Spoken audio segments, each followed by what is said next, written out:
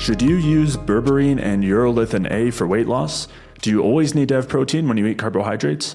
And are there any benefits to using a sauna? We'll be answering these questions in today's episode of the Energy Balance Podcast, a podcast where we explore health and nutrition from the bioenergetic view and teach you how to maximize your cellular energy to maximize your health. Today's episode will be going over whether Berberine and Urolithin A are good options for weight loss. We'll also discuss how berberine lowers your blood sugar and whether this is really a good thing. We'll also discuss the effects of berberine and urolithin A on your gut. We'll also discuss whether you always need to have protein alongside your carbohydrates. As always, to check out the show notes for today's episode, where we'll link to the articles, studies, and anything else that we reference, you can head over to jfeldmanwellness.com/podcast. And with that, let's get started.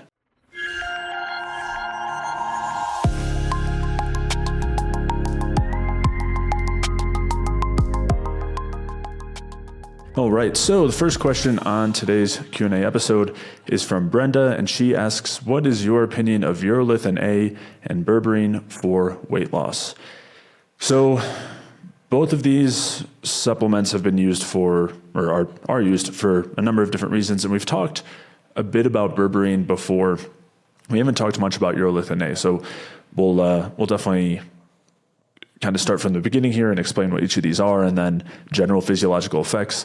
And then we'll talk about whether each of them are a good option or are a good solution for losing weight. So just kind of big picture wise, each of these are polyphenols or polyphenol derivatives. So berberine is a polyphenol found in a number of different herbs. One of the main ones is golden seal. And then urolithin A is a polyphenol metabolite, where basically it's produced from bacteria when they metabolize certain polyphenols that are found in a number of different foods. And each of these are used as supplements to help with a number of things. You know, they're said to help with mitochondrial function. They're said to help with blood sugar regulation. They're said to help with, in this case, weight loss and a number of other things. So we'll kind of be digging into that. And I guess we'll start with berberine first, and then we'll dig into urolithin A after. Mike, do you want to go ahead and start us off there? Sure. So berberine, so for me, both these compounds are kind of a mixed bag. And what do I mean by this is that they're often touted in the mainstream as these really, or not even the mainstream, but the alternative health spheres, these really great options that people can use and solve all these problems. And a lot of the drawbacks aren't discussed. So there is actual benefits to some of these components, but there's also negatives, and we want to be aware of both. So I want to actually talk about these components from their pros and their cons. So with berberine, the first thing, let's actually talk about its pros, because there are pros to it and when it can be used, possibly, and we can talk about what the cons are. So the first pro is that berberine, like urolithin A, which we'll talk about in a second, isn't really absorbed well. So they're even trying to structurally modify the berberine now to make dihydroberberine so that it's more absorbable, but regular berberine isn't absorbed quite well. And this is good because when we talk about the cons, we'll see that has some toxicity for the liver. And so the next thing is the benefits of berberine inside diabetes specifically. The main one, at least from my perspective, is that it does decrease gluconeogenesis by impairing pyruvate carboxylation. So basically, it impairs the process of producing glucose from amino acids and different components, which can be helpful in diabetes because gluconeogenesis, as we talked about in multiple episodes, is upregulated. And the process of having an upregulated gluconeogenesis at the liver can start to lead to insulin resistance and other problems with pancreatic beta cells and things like this over time. So lowering that can be helpful. But at the same time, how we're lowering that is really important to actually understand. And berberine isn't doing it by lowering glucagon or lowering stress. It's just going in and impairing mitochondrial function, which again, I'll talk about in a second. So separate from that, and the other thing is, again, since berberine's not really well absorbed, it may not make it in large amounts to the liver to have this effect, although only micromolar concentrations are required. So the next thing is berberine does have some antimicrobial effects, and it does have anti-inflammatory effects, and it does have microbiome shifting effects, and it can possibly function as a endotoxin antagonist in the intestine. So traditionally, a lot of cultures, a lot of alternative medicine healers over time have used berberine to treat diarrheal disorders.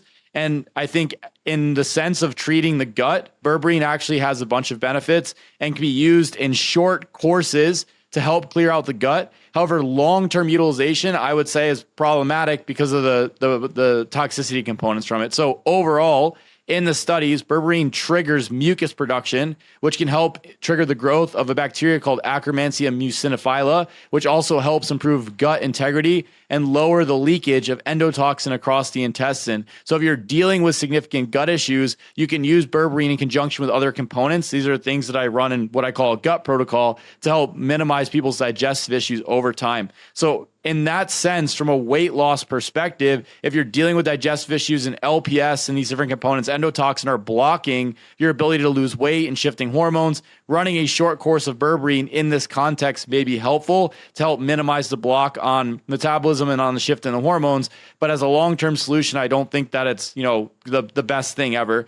Now, the reason why, and let's get into the cons. First of all, a lot of the beneficial studies on berberine where we see some benefit are in cell culture studies or in very specific contexts and circumstances. So it's important to understand when you're looking at different studies that showing that something is beneficial is how is that working? So we do want to understand that when we're looking at berberine.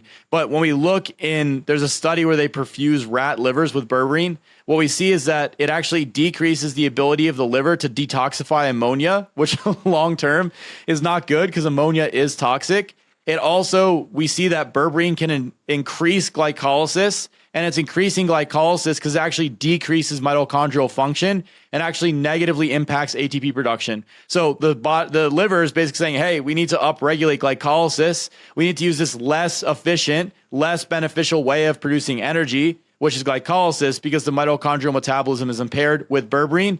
We also see shifts in favor of NADH over NAD plus with berberine utilization, which is actually not good. We want to see an increase in NAD plus and ratio to NADH. And we also see increased lactate to pyruvate ratios. So all of this is indicating that berberine is negatively impacting the mitochondrial function of the liver. So it's essentially it is an alkaloid compound from plants. It's meant to be a defensive compound. It's meant to have antimicrobial properties. And it's also meant to deter animals from eating these particular types of plants, but there are different portions of the plants, whether that's the leaves, whether that's the roots, whether that's the stems, et cetera, et cetera, et cetera. So berberine is a defensive compound, and it shows defensive pesticidal effects, including towards mammals. So from a gut perspective, can be helpful. From an energy metabolism perspective, not so helpful. It can lower blood glucose values, and it can shift hemoglobin A1C values by blocking gluconeogenesis. But the mechanism by which it does that probably isn't the most ideal, and there's probably better ways to go about it. In terms of use cases, I think short-term utilization to clear out the gut could be helpful. Long-term use, probably not ideal overall, although it's not highly absorbed. So I think that the risk of toxicity is decreased if you're using regular berberine. As dihydroberberine may be a little bit different because its modification allows it to be more absorbed. And in terms of the overall picture, the context for weight loss, I don't really think that it's going to make a massive difference in somebody's weight loss, besides like getting your foundation right with diet, movement, sleep, dialing in hormones and things like that. That, in my experience with all the clients that I've worked with, hands down the most effective way to dial in weight loss. These little niche things that we see from podcasters and health gurus of, berberine, urolithin A, these are the things that are going to make a difference to your weight loss. You need to supplement this now. I haven't seen that make a massive difference in people's weight loss. It's mostly foundational stuff, and these things are maybe helpful for very specific use cases like gut problems. Yeah, and I think that's definitely a great summary overall. I think even to zoom out a little bit, and you were kind of alluding to this, when we're talking about polyphenols, most of them serve a purpose as defense chemicals. And so what that means is they tend to kill pests and microbes, bacteria and fungus. But a lot of them can also be there through the same mechanisms toxic to us. And as you were saying, that's essentially what we're seeing with this toxicity, and you see it play out in a handful of different places. You see it play out in the liver. We also see it play out in the most basic of our functions and needs, which is energy production. So berberine is well known as a mitochondrial toxin, where it has a pretty strong inhibition at complex 1 of the electron transport chain, which basically means that any food that you're taking in, you're not going to be converting it to energy as effectively. This is all assuming, as you were saying, this is all assuming that it's getting absorbed. So this is when you're looking at berberine inside the human body, not in the gut. Although it does have similar effects in the gut too, just against bacteria and microbes. But so when it's absorbed, berberine has these effects. And as you were saying, that's how it can help, so to speak, with lowering blood sugar. There's some inhibition of gluconeogenesis, and there's also basically a wasting of glucose that happens, because when you're not able to run that glucose all the way through mitochondrial respiration, you're forced to rely on glycolysis to produce energy. And that causes us to use up a ton of glucose and produce more lactate, as you were saying, while also lowering that NAD10-ADH ratio. And then what we're left with is less energy, but less glucose. And so, yes, you can see that work by basically poisoning the mitochondria, but that is not the way that we want to be lowering our blood sugar, right? We want to lower our blood sugar by actually improving our utilization of it, improving our insulin sensitivity, as opposed to just poisoning basically our engines so that we're wasting the glucose. So when absorbed, berberine has this toxic effect. And so because of that, as you're saying, not really a great idea in most cases, except for if you're using it to improve gut health, where it has been shown to have various benefits. And the main ones are by reducing fungus and bacteria. And those are not small, those are not insignificant effects. Those can dramatically impact other areas, whether we're talking liver function, brain function, immune function, or weight loss. So by improving the state of the gut, berberine can be helpful. Part of the issue, as you were saying, with supplementing is now people are supplementing with incredibly high doses and also trying to convert it into forms that are more absorbable, as if that's where the benefit is coming from. But really, that's where the harm is coming from something like berberine. If you're just using it for the gut effects, then, as you were saying, Mike, using it short or moderate term could be fine, especially in more moderate doses, and especially not in the forms that are absorbed more effectively, because we actually don't want it to be absorbed. And this is something we've talked about in the Hormesis series. We've talked about in a few different gut episodes, where the benefit of polyphenols in general, in most foods, is that they are toxic to microbes and they help to keep the bacterial population down or fungal population down. And they also tend to be selective, right? They tend to selectively affect the more harmful microbes. And so that's really where their benefit is coming from. And there's so much confusion in the research, especially with hormesis, where these things that are toxic, like known to be mitochondrially toxic, and then cause all these defensive reactions, are said to be beneficial because they're supposed to make you stronger and they create new mitochondria and they increase autophagy. And in reality, these are just defensive reactions to something that's toxic or poisonous, and not actually a way to improve our health. And this has all gotten conflated to where now people are trying to take massive doses of polyphenols to do something like lose weight, when in reality, the benefit is mostly just through supporting gut health. And we really want to minimize how much is being absorbed in that mitochondrially toxic effect. And so that would be, that's kind of the big picture thoughts with berberine. And urolithin A really is pretty parallel in terms of its effects. So there's a little bit less identified as far as its toxicity, so to speak, in terms of the mitochondria, but there's definitely some indication of impairment in electron transportation function, so impairment in energy production, lowering of ATP, and increasing in things like AMP kinase, NRF2, all of the same hormetic pathways that not only does berberine activate, but so does cigarette smoke, so does mercury, so does any sort of intense stress. And these are the things that are supposed to be beneficial. People will point to these things as if this is a reason to consume these compounds at high doses. But in reality, as we're getting to, these are just toxic effects here. And so, the very kind of brief situation with urolithin A is similar, where we're having some mitochondrial toxicity and some beneficial gut effects at the same time.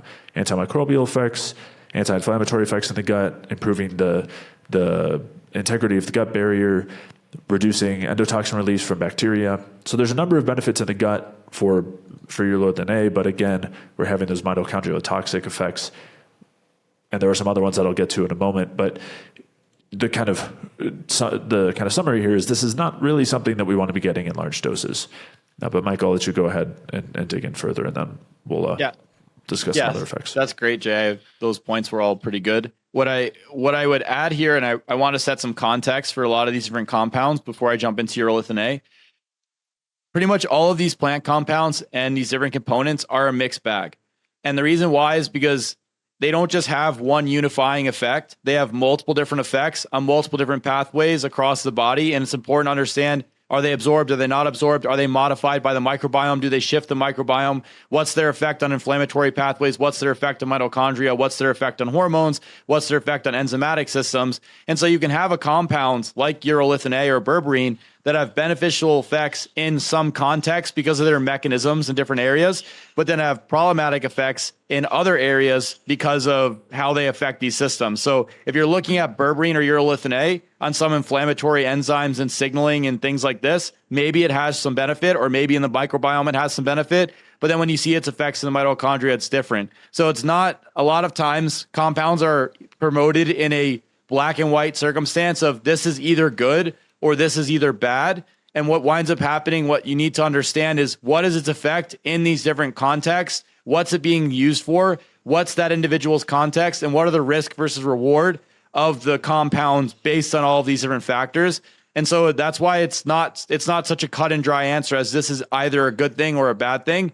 And a lot of times the component here that I think is important that we're trying to add is just some nuance to the picture so that people can understand that like there actually is some negative effects to some of these compounds. And even though they're not pharmaceuticals, they actually do have side effects, and they can have some negative downstream effects because of how they're working. So it's just because it's natural doesn't necessarily mean it's good. I think that natural fallacy is present here. So we really want to understand the specific effects of each compound in different circumstances. And also a lot of these compounds are being tested in animal studies and in cell culture studies, which can give you a little bit of, or give you quite interesting interpretations if you don't fully understand what's being done inside those studies. So for example, some of the studies with the effects on berberine or even urolithin A that we're going to cover are changing or using different mitochondrial poisons and then adding urolithin A to see what happens. They're saying, oh, look, if we block this complex and we add urolithin A, we minimize oxidative stress. And it's like, yes, that's happening for a very specific reason because you're blocking this specific complex in the mitochondria, which you wouldn't see under normal circumstances. And so that brings me into urolithin A. First things first is not everybody produces urolithin A. I think it's only like 40% of people, at least from what we understand now, actually produce urolithin A. And this is urolithin A is produced from tannins, specifically elagitannins and ellagic acid from foods in our diet. So this is things like raspberries, pomegranate, which is one of the highest sources of the elagitannins, and blackberries. And then basically the bacteria convert one of these elagitannins into urolithin A, but then there's also urolithin B and urolithin C, and conversion into urolithin A is microbiome specific, which means it's person specific.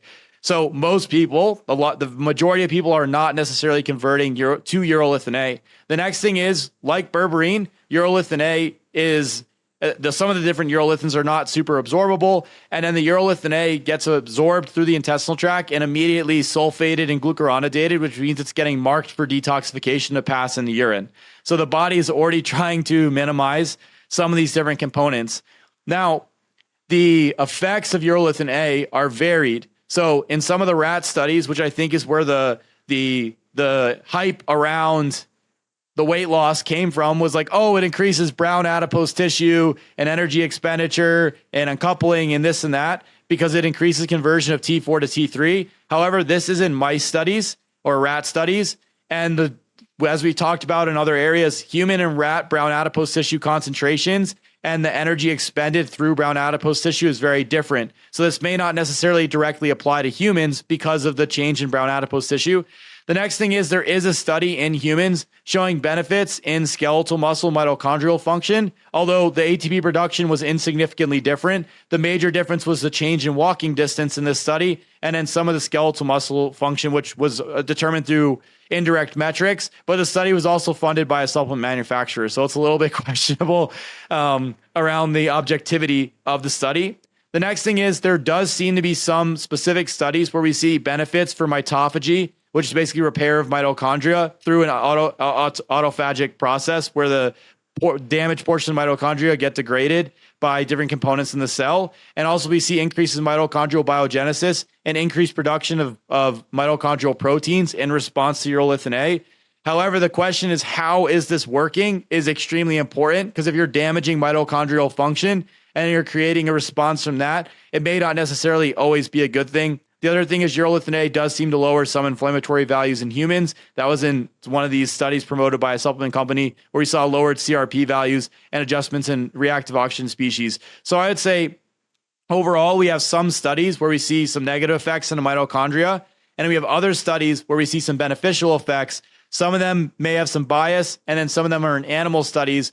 So overall, I think urolithin A, it's kind of a mixed bag, and it's really going to depend on what area you're specifically looking at. What I would say, though, is I think that raspberries, pomegranates, and blackberries are great things to incorporate in the diet from a carbohydrate perspective and from providing different vitamins and minerals and also shifting the microbiome in a beneficial way. As an example, one of the elagitannins in pomegranate, punicolagon, increases an enzyme called peroxidase 1 that can have some benefits inside the arteries. So again, this is one of those things where some of these compounds have off-target benefits that aren't being discussed that may like have a significant effect in these very specific circumstances and areas. So I look at things in this fashion. What's the effect of this compound in this particular area? And then look across multiple areas to get an overarching picture.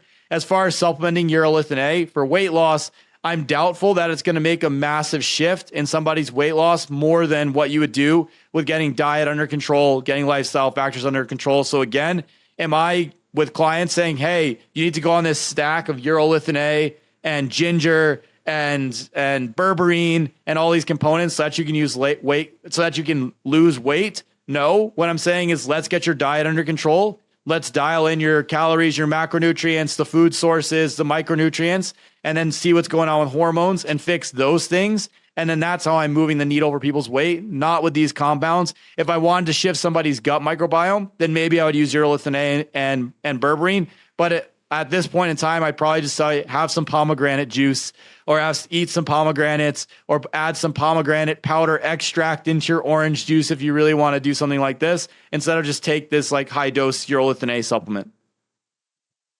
Sure. And when it comes to manipulating the microbiome, sometimes we do need things that are stronger than just pomegranate juice, and so these might fall into that category. I think what you're kind of getting at with zooming out, and whether it's talking weight loss or any other effect, is that there is an inherent reductionism that always goes on when people point to the effects of these compounds. It's, hey, this compound induces autophagy, and we know autophagy is good, this compound is good. Or let's look at it in this area, let's look at it in the blood vessels, let's look at it in the liver, let's look at it in the gut.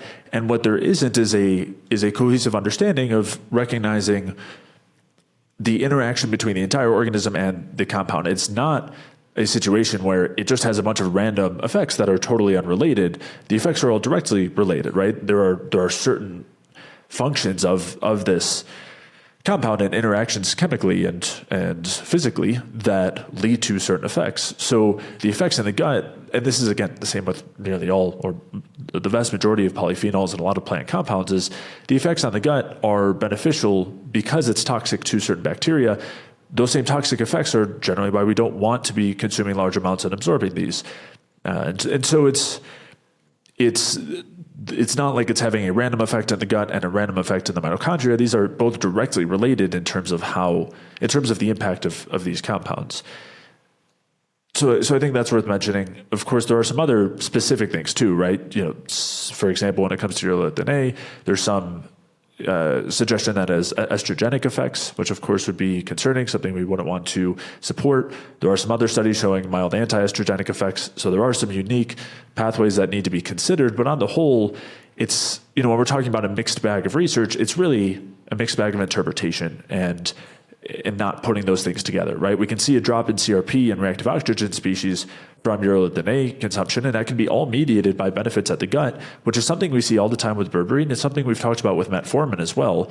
And it was a good example. You were saying just because these things are natural doesn't mean that they're devoid of side effects, doesn't mean that we shouldn't consider them like a pharmaceutical. And that's a really important point because so many pharmaceuticals are derived from plant compounds or are very, very similar. And metformin and berberine are well known to be very, very parallel. Like, we're operating in nearly the exact same ways where their benefits, and this is our perspective, not the general perspective, but our perspective is that generally the benefits are coming from lowering bacterial count, lowering endotoxin by beneficial effects at the gut, despite the fact that they're mitochondrially toxic, as opposed to their mitochondrial toxicity being somehow responsible for their benefits. So when we're looking at, coming back, when we're looking at something like CRP decreasing or ROS decreasing when consuming urolithin A, that could be mediated by its effects on the gut and not be not be due to its toxic effects in the mitochondria when it's being absorbed.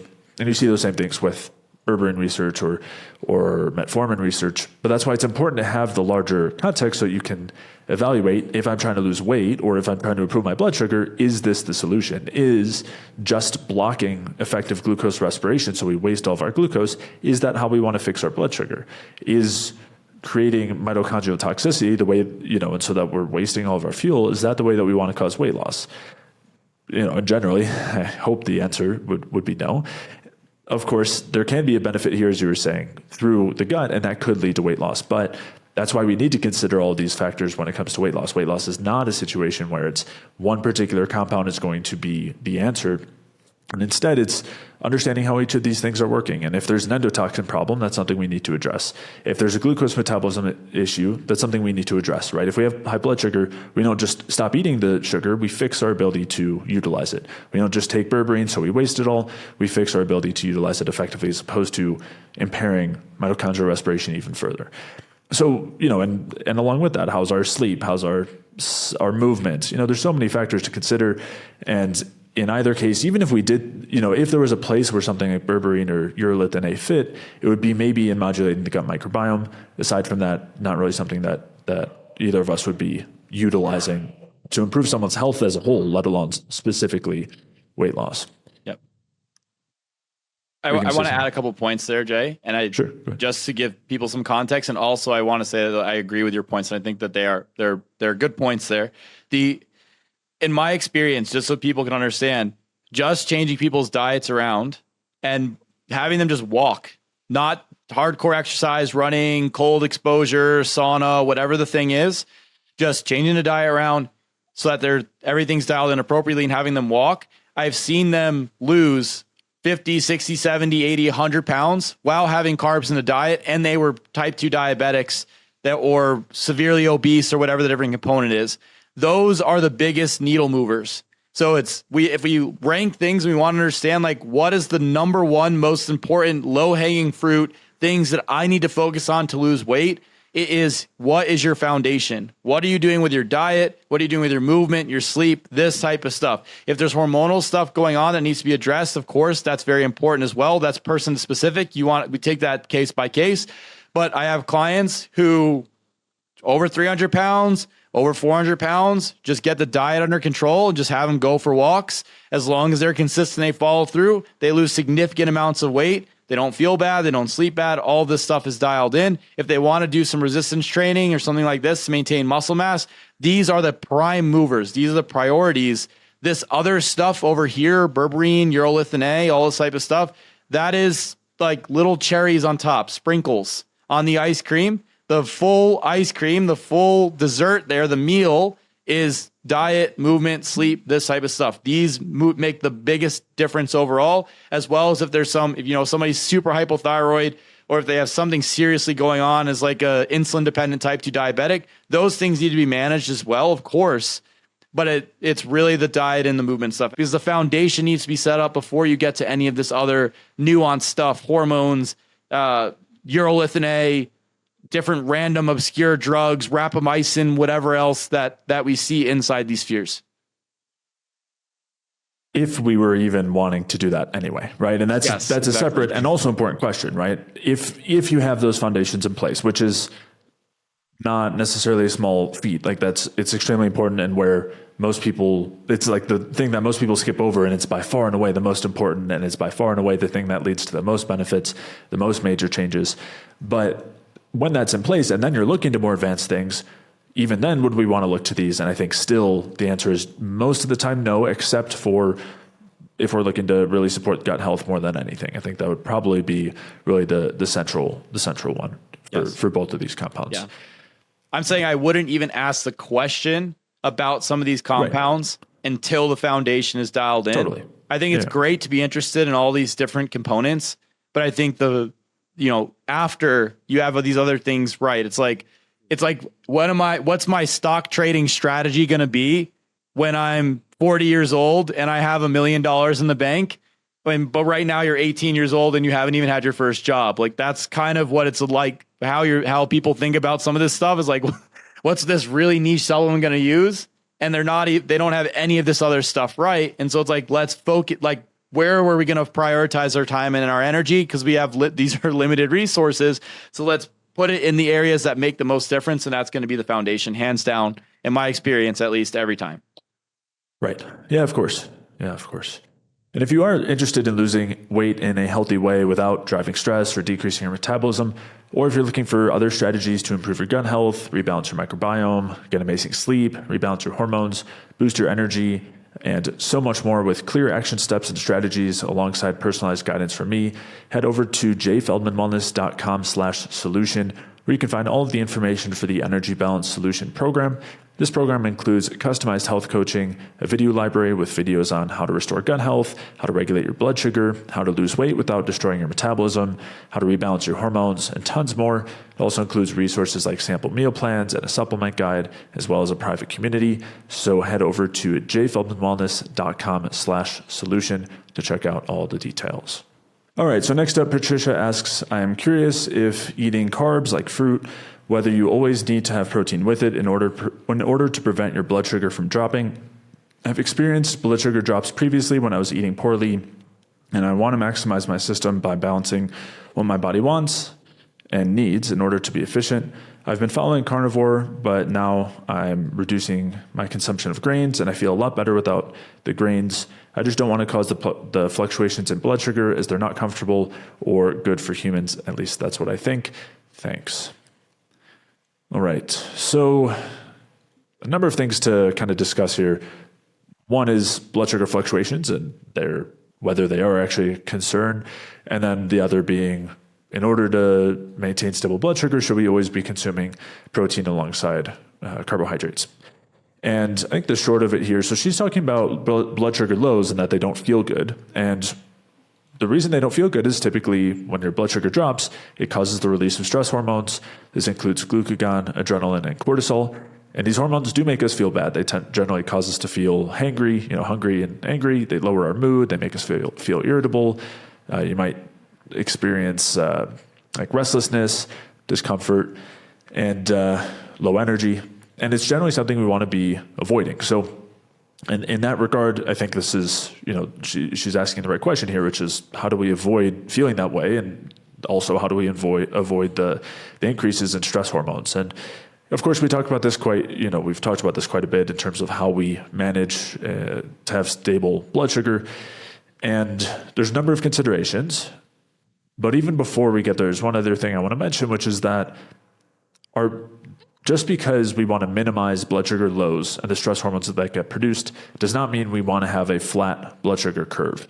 We've talked about this before as well, and I'll link to those episodes. But it is normal to have fluctuation in blood sugar, and that's okay. Within a quote healthy range, that's fine. That's normal. When you're consuming carbohydrates, they get absorbed, they go into the bloodstream, and you see those carbohydrates in the bloodstream during the time that it takes for your tissues to take them up.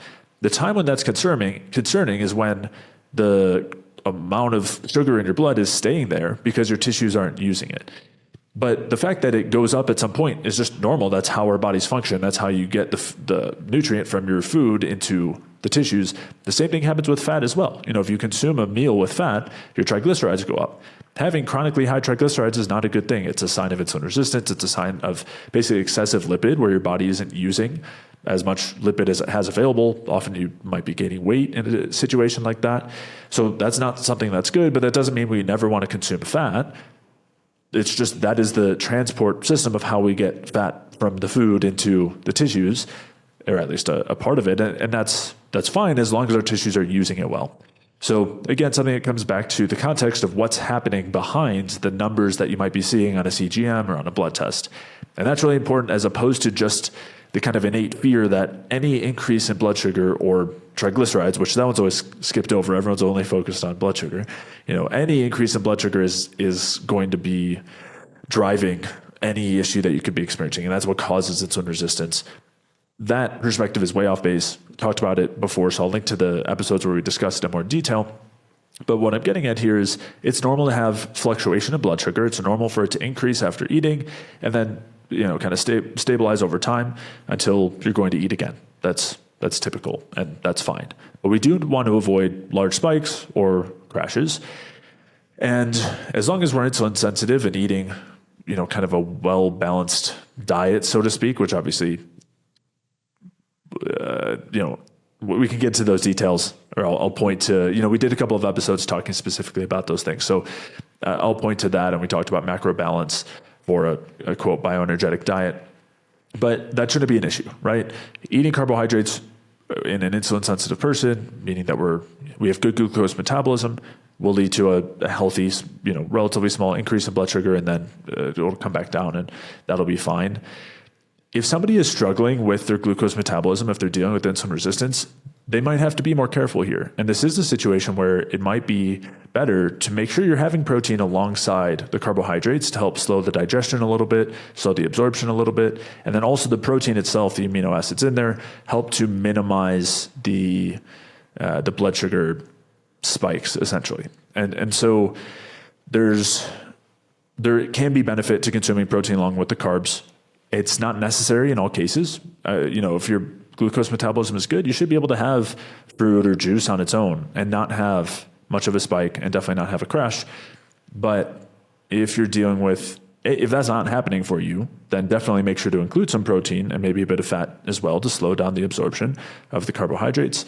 And you would know if that's happening either typically by how you feel. I think that's the easiest way to do it. And if that's not happening, then it's totally fine to be having the carbohydrates on their own. I think that would be the kind of short of it, but Mike, feel free to chime in. Yeah, I think those are all pretty great points there. So it's true that adding protein, to answer this question directly, can help to balance out the blood sugar. But I think there's multiple factors that you can incorporate simultaneously to actually manage and balance out the blood sugar when you're starting to add in carbs.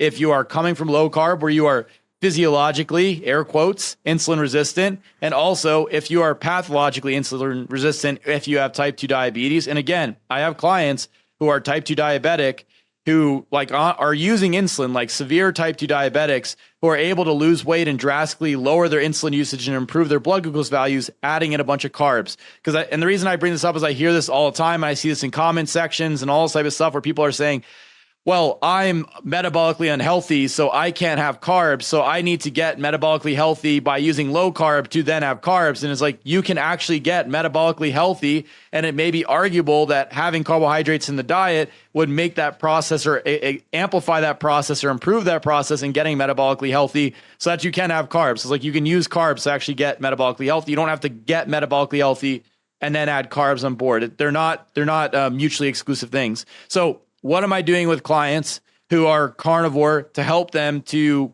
bring carbs on board, or if they were keto or low carb, whatever the deal is? So a couple of things. One, I'm trying to figure out, how does this person respond to starches versus sugars? Now, in this specific circumstance, in this question, the individual mentions that they don't do well with grain-based starches. I personally know this because I do not do well with starches overall. I do much better with fruits and much better with sugars. I digest them better. My blood glucose is more stable.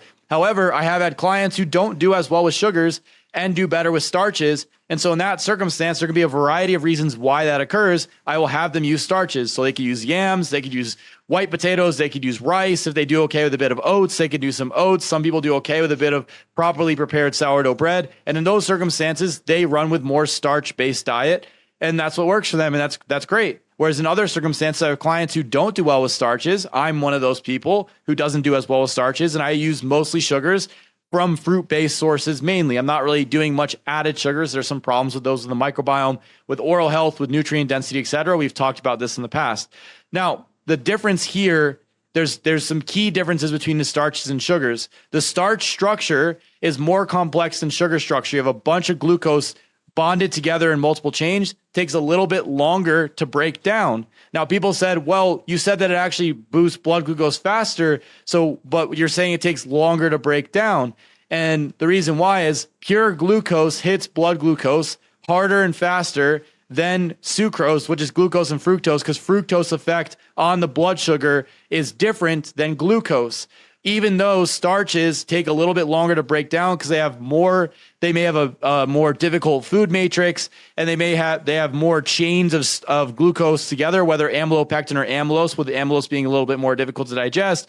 They will take longer to break down, but because it's pure glucose, you get a higher spike. And so some people don't do that well with that, whereas other people do better with the starches and the response to starches. They feel like their blood sugar is more stable. And again, this is very person specific. And a lot of dietary interventions, in my experience, have to be person specific. You can't there's not a blanket recommendation that everybody needs to do starches or everybody needs to do sugars. You need to find out what works for you.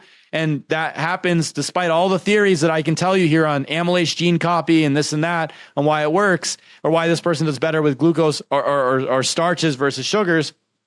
You have to just test it out in real life and see what works for you. And when I work with clients, I do this in a systematic fashion.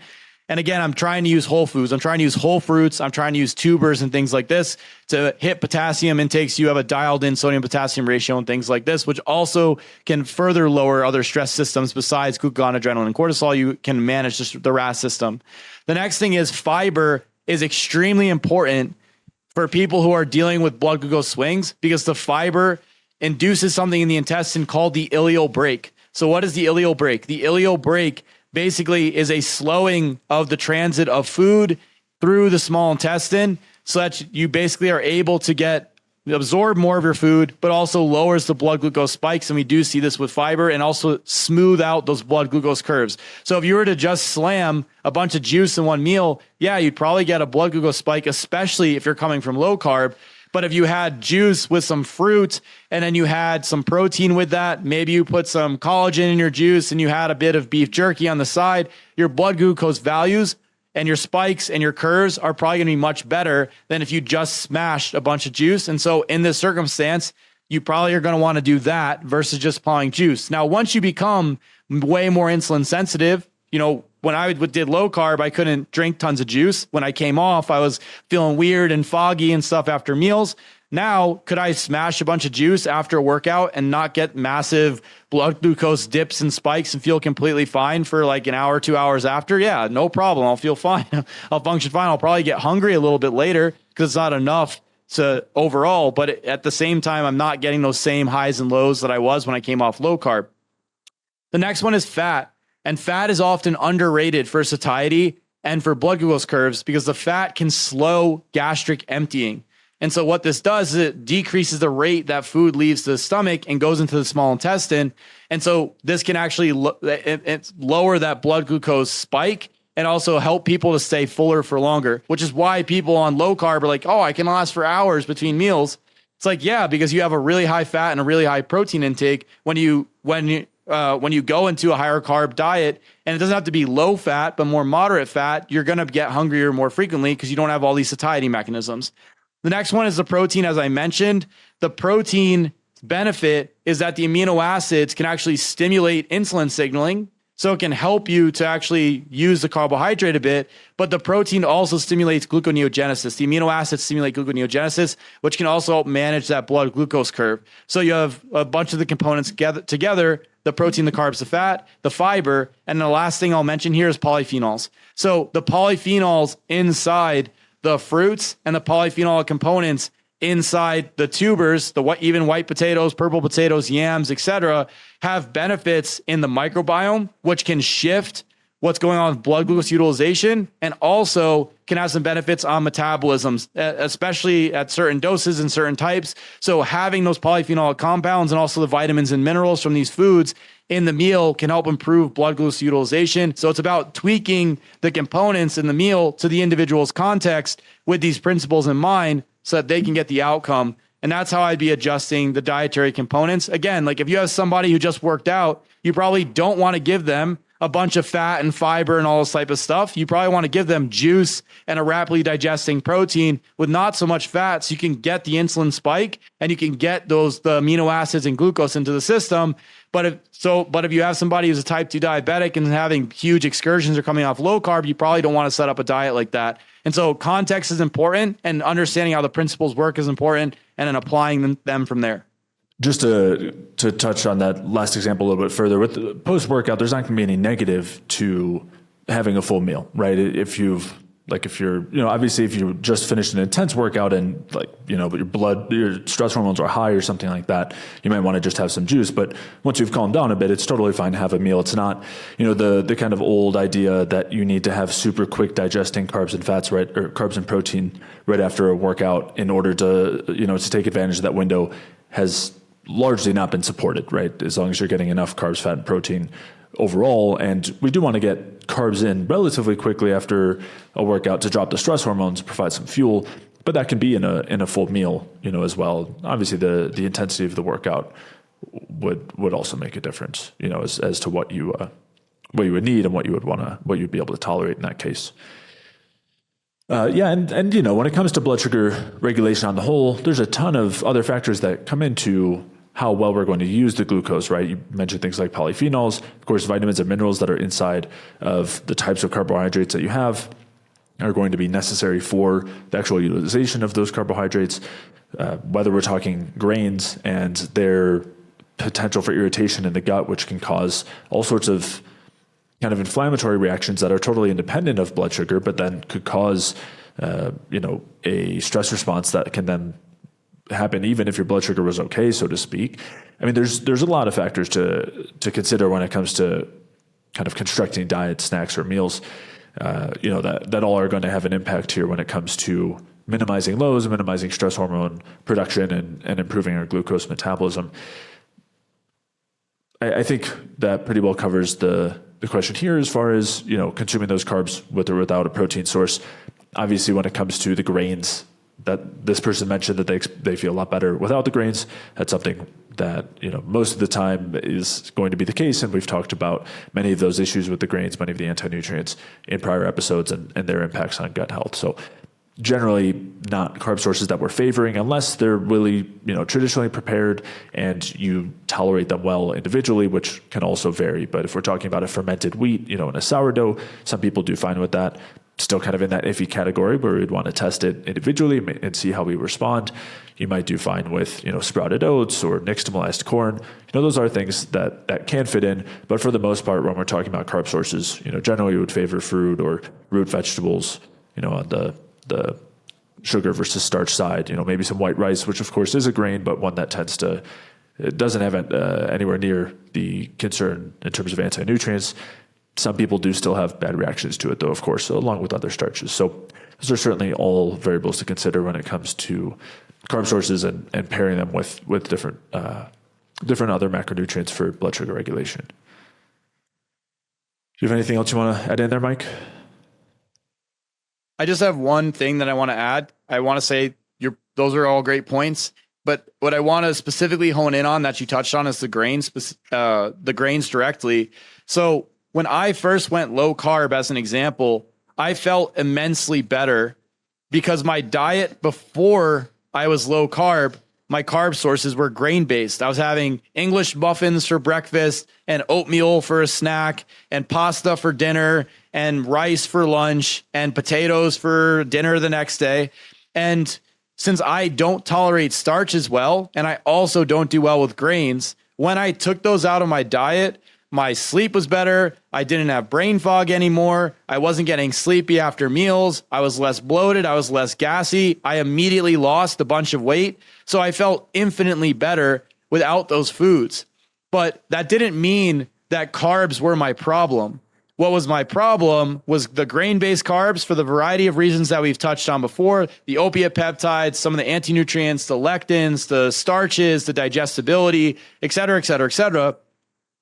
What I needed to do is switch towards fruit sources and juice sources, because once I did that, I felt infinitely better. So my diet wound up being what I was doing on low carb. So meat, seafood, some of the cooked vegetables, the fat sources that we all know and love at this point, avocados, olive oil, macadamia nuts, chocolate. I personally don't do super well dairy fats, but I still will do beef fat and things like this.